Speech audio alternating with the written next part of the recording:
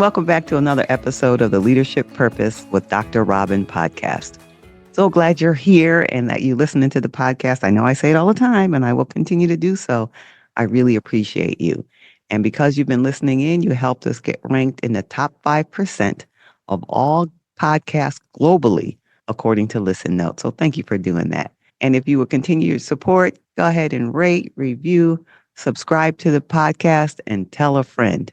As you know, if you've been a listener for a long time, or even if you're just joining now, I'll let you know that the reason why I do this work, this podcast, is because it took me 2 decades to get to the point where I know how to always be in my true purpose. And because it took me so long to get there with ups and downs, it is my mission to help others not experience that long time and not experience the frustrations and challenges that I did. So that's the reason why I do this work. And so I would appreciate if you know anyone who has that struggle, pass the podcast on to them and tell them to take a listen. All right. Thank you. So today is going to be a solo episode, which means it's just me and no guest. And I'm really excited because this is the beginning of a series that I'm going to be doing every few episodes, typically at the first episode of the month. So typically at the first episode of the month, I'll do what I'm calling a page from Becoming a Purpose Maker. That's a book that I am sending out into the world that shares all the insights that I just talked to you about, my 20 plus years of journey of finding meaning and purpose. And it's all put together in a book. And the title of the book is Becoming a Purpose Maker. And I'll say more about that as we go on. But if you're interested in the book and you want to be one of the first persons to get on the wait list, go ahead and connect with me on LinkedIn. Just go in and do a connection request and say like book. And let's just keep it simple like that. And I'll know that you want to be the first on the wait list. So every beginning, first of the month, every first week of the month or so, unless there's a holiday, I'll do one of these, a page from Becoming a Purpose Maker. All right. And so today's the first one. And I'm really excited to share with you. Now, it's not a literal page. It means I'm taking some of the ideas and concepts from the book to share with you that I think would be helpful. And as I mentioned to you, my career journey has been filled with ups and downs. But when I first started in my first professional role, I was at a point where I was in a leadership role at a bank. And by everyone's estimation, I had arrived. They're like, this is what you went to college for. You're in your 20s, and you're in this leadership role. You have people twice your age reporting to you, and you're at this prestigious bank downtown. Because at that time, I was in Connecticut where I lived and grew up, and there was this one big bank downtown. And so for them, my family and friends and loved ones, they felt like I have arrived. But for me, it just didn't suit me. It was not in alignment with who I really am. It just wasn't a part of who I was. And I thought, there has to be more. There has to be more to life than this. And so I went on a journey to find it. And that's the journey I mentioned to you. But when I first started out on my journey, I had some misconceptions. One thing I knew for sure, though, I knew I wanted to find my purpose. I knew I wanted to have meaning and fulfillment in my work. What I didn't know was really what true purpose meant. What I thought during that time was that you go out and you find your purpose, and it's connected to something you're looking for out there. So I set out to go forth and find my purpose. And then 20 years later, I found the lessons in that I'm going to share with you today. So today, if we're going to give it a theme, let's call it myths about true purpose that may be holding you back. Myths about true purpose that may be holding you back. All right. So what I learned was, and like for many of us, when we start our careers, there's often this pressure to figure out, right? To find or figure out our true purpose. And we usually think purpose is tied to our job or career or a title, accomplishments, a thing. And we can get caught up in the idea that somehow, if we find the right career or the right thing, it will unlock a sense of meaning and purpose. But as I've learned and want to share with you today, purpose doesn't work that way. So now I'm going to share with you 5 myths. Make that four. 4 myths. Let's call them misconceptions about purpose that I've learned over the years and now sharing with you. Here's the first one. And it's one of the biggest misconceptions is the belief that your purpose is a singular destination. In other words, or it's found in this just one thing when you get there, or this one activity, such as career with a particular title. And so we might feel like as we climb higher and achieve more, we feel like we're on our way to that thing because there's an end point, there's a destination. That's a misconception. It doesn't work like that. It's not about getting to this one thing or doing this one thing. It's about aligning with who we are. So that's the first one, a singular destination. The second misconception is, and especially for high achieving women, there's a sense that purpose is something external, something that we need to search for or find. And often we think like that because there's pressure to meet others' expectation, whether societal norms, family expectations, or what the world thinks success looks like. And because we're wired to be high achievers, we think if we just keep pushing, we'll eventually hit the jackpot of purpose. We'll eventually hit the jackpot of purpose.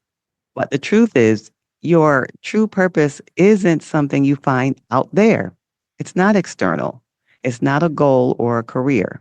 It's something you create by embracing your authentic self and understanding that your purpose is not defined by what you do. It's defined by who you are. It's more about the extent to which you embody your authentic self in your decisions and your actions. So it is not about what you do. It's about who you are. Okay, the third misconception, and this is another one that I hear a lot. It's often thought that purpose has to be this grand, big, kind of grandiose, life-changing thing in order to be meaningful. Sometimes we think it needs to be something bold and visible or world-changing, like finding a cure for cancer or finding a solution to the homelessness problem. So that's a misconception. The next misconception for, and I would say it's a big one. Well, I think they all are, but this is a big one, is that purpose is something that stays fixed. It's easy to think that once you found your purpose, that's it. You'll always feel the same and the journey is over. But true purpose evolves with time. As we grow, our priorities shift and what gives us meaning changes. And that's completely natural and a part of the process of life and being. So as we grow, change, and evolve, so does our purpose.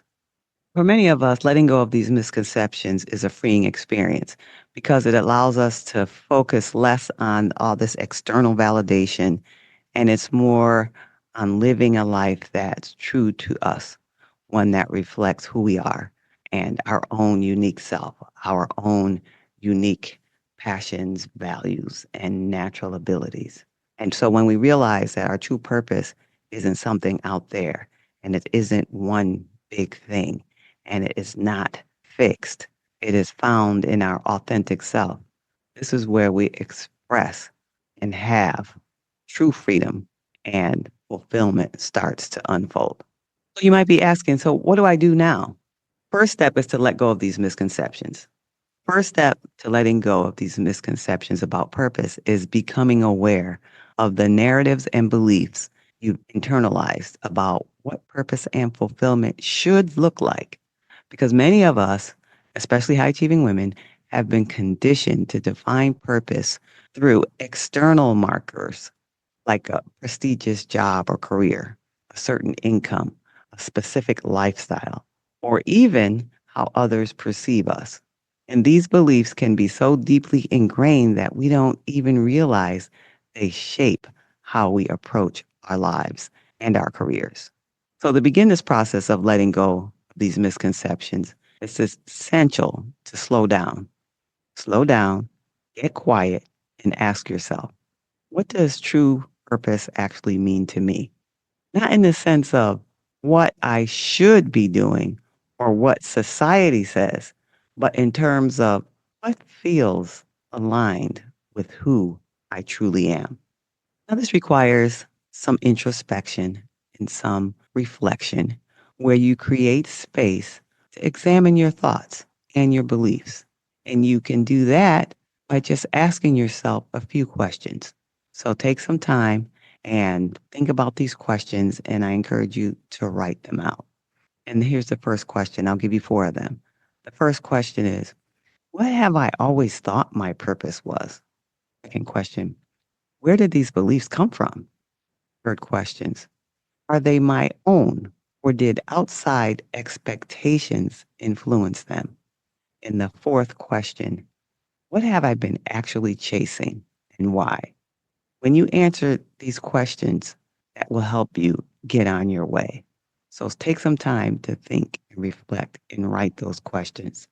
Starting to recognize that you have these deeper beliefs allows you to separate what's truly yours from what you've inherited from others or society.